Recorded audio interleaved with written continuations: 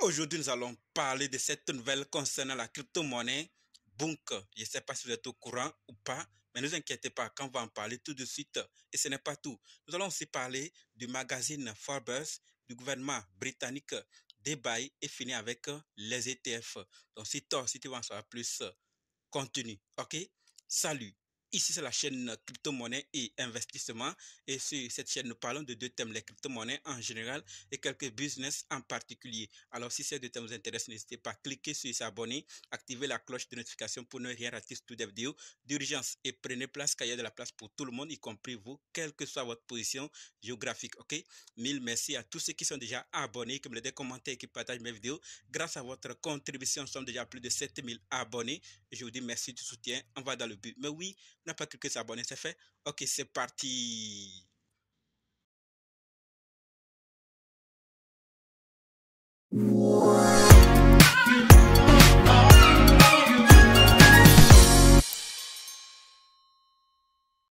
Comme dit, nous allons parler de ces nouvelles. Nous allons d'abord parler du magazine Forbes, du gouvernement britannique, des bails, des ETF et finir avec cette nouvelle concernant la crypto-monnaie Bunk. Donc, restez jusqu'à la fin pour qu'ensemble on puisse découvrir ces nouvelles et prendre nos dispositions. Ok? Par rapport au magazine Forbes, ce que nous devons savoir, c'est que le magazine Forbes annonce sa présence permanente dans le Metaverse Sandbox. D'accord?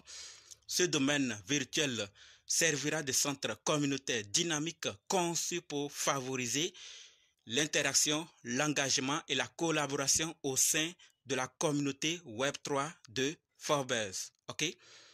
Notre aventure, c'est l'équipe qui le dit, notre aventure dans le Metaverse de Sandbox témoigne de l'engagement de Forbes à être à la pointe de l'innovation technologique. Donc, on parle du magazine Forbes et les images que vous êtes en train de voir, c'est dans le Metaverse Sandbox.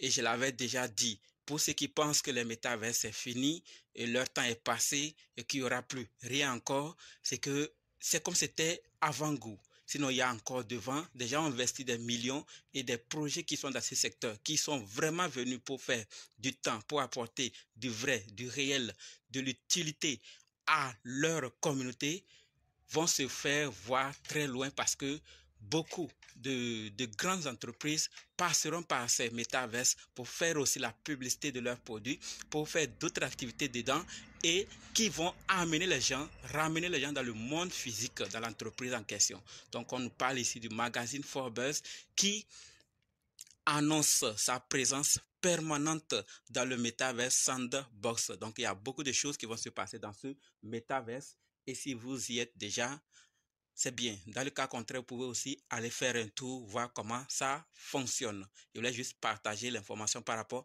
à Forbes qui annonce sa présence permanente.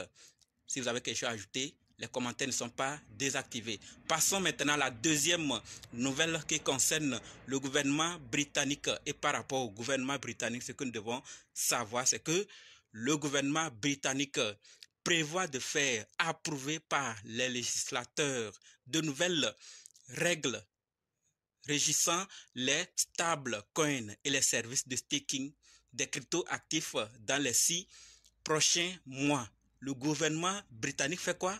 Prévoit de faire approuver par les législateurs de nouvelles règles régissant les stable coins et les services de staking.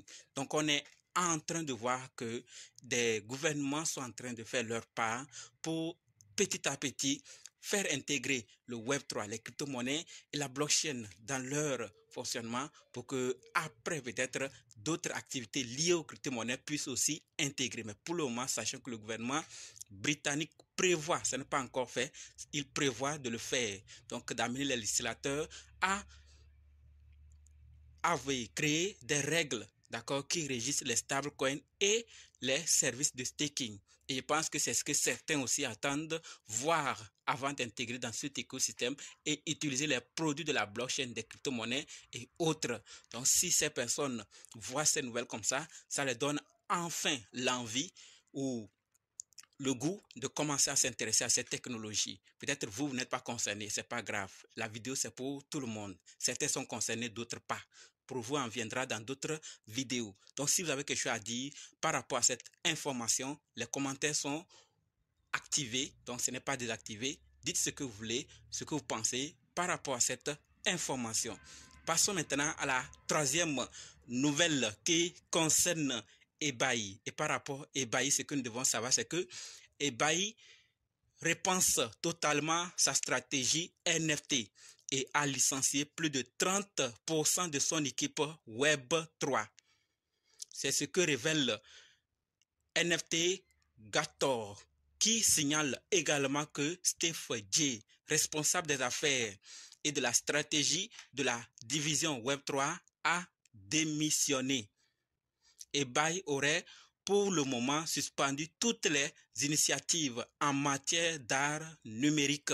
Donc, il y a quelque chose qui se passe. eBay fait ses actions. Pourquoi? Qu'est-ce qui se passe? Je n'en ai pas trop d'infos là-dessus. Mais ce que nous devons savoir, c'est que eBay repense totalement sa stratégie et licencie plus de 30% de son équipe Web3 et d'autres détails que nous avons déjà vus. Donc, s'il y a encore des nouvelles là-dessus, on le saura dans d'autres vidéos. Maintenant, parlons de la quatrième nouvelle qui concerne les ETF. Et par rapport aux ETF, ce que nous devons savoir, c'est que en moins d'un mois, les ETF spot Bitcoin rattrapent les ETF or en termes d'actifs sous gestion. Donc, ce n'est pas n'importe quel critère ou autre critère, mais c'est en termes d'actifs sous gestion. Car on a 37 milliards de dollars pour le Bitcoin et 93 milliards de dollars pour l'or. Vu le temps que les ETF ont eu à faire et le temps que les ETF or ont eu à faire, quand on regarde, on voit clairement qu'ils ont rattrapé. Parce qu'avec le temps là, on va voir clairement que les ETF seront très très loin, auront beaucoup d'actifs en leur possession pour gérer. Donc c'est pour ça qu'on dit qu'ils ont rattrapé. Et ce qui est sûr, les ETF, ce qui est en train d'être effectué par les ETF, bon, l'avenir seul va confirmer, car ils sont en train de prendre le terrain. Maintenant que nous sommes informés par rapport aux ETF, terminons avec cette nouvelle concernant la crypto-monnaie Bonk. Et ce que nous devons savoir, c'est qu'on nous dit clairement: verrouillez votre Bonk pour gagner des récompenses grâce aux produits Bonk Eco créés par la communauté comme Bonk Bot, SVB et Bonk Swap. D'accord? Succès des produits de l'écosystème Bonk participants. Plus de récompenses pour les utilisateurs qui verrouillent leur Bonk avec des récompenses améliorées du pool pour les utilisateurs choisissant de verrouiller plus longtemps. Donc, si vous avez des Bonk, cette information vous concerne. Et si vous êtes intéressé à les verrouiller, allez le faire, comme vous êtes en train de le voir dans cette vidéo, allez le faire et avoir plus de récompenses. Et ceux qui vont verrouiller pendant longtemps auront plus de récompenses, comme nous l'avons déjà dit. Donc, c'est ce que je voulais partager par rapport à Bonk. Si vous êtes intéressé, si vous êtes informé, c'est bien. Dans le cas contraire, rien ne vous empêche de le savoir. Allez vérifier davantage et, si possible, commencez à verrouiller. OK?